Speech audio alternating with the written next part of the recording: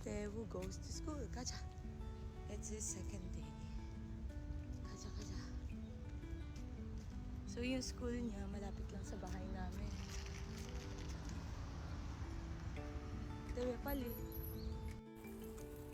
Ang daming kids na naglalakad. Malapit lang yung school. Kailangan kasi yung school is malapit lang sa bahay. May mga bus din for kinder or nursery. Nandun lang yung school ni Teo sa video. So malapit lang. And then meron silang playground. Yung palaki. Maganda yung maganda yung location ng bahay namin. Kasi lahat malapit. So walking distance lang and everything. Pwede umuwi si Teo mag-isa. Kahapon siya lang umuwi mag-isa. Pero sa umaga, inahatid ko muna. Kasi medyo takot pa siya. It's his new school.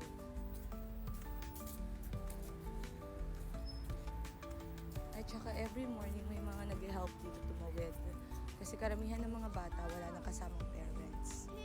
어느 쪽으로 어린이집 갔어? 저기 프로조아네.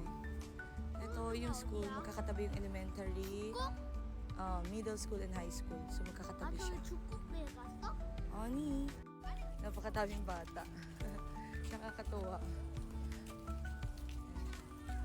Kahit ikaw sa bata yung Korea, at least dito sa lugar namin madaming bata. Okay. Tewya!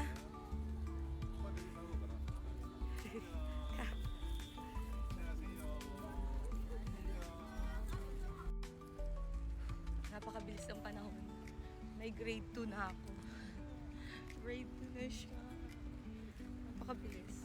Ang ganda ng dito kasi may tumutulong talaga magtumawid yung mga bata. Kasi karamihan ng mga bata here, sila lang yung pupunta ng school.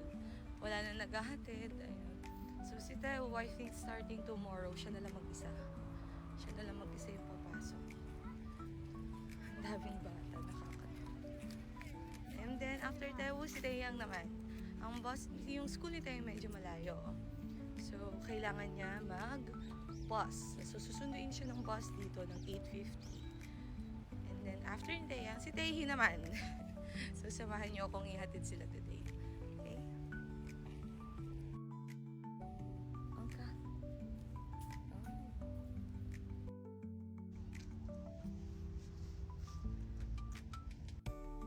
왔어요. 바로 왔어요.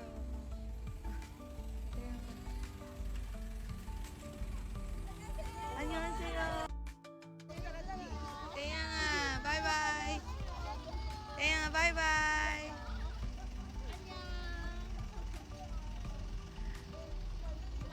조심히 가요. 태양이 어딨어?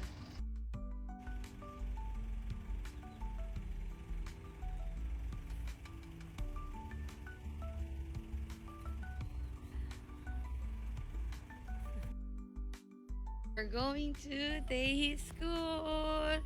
Taehi will go to school. Huh?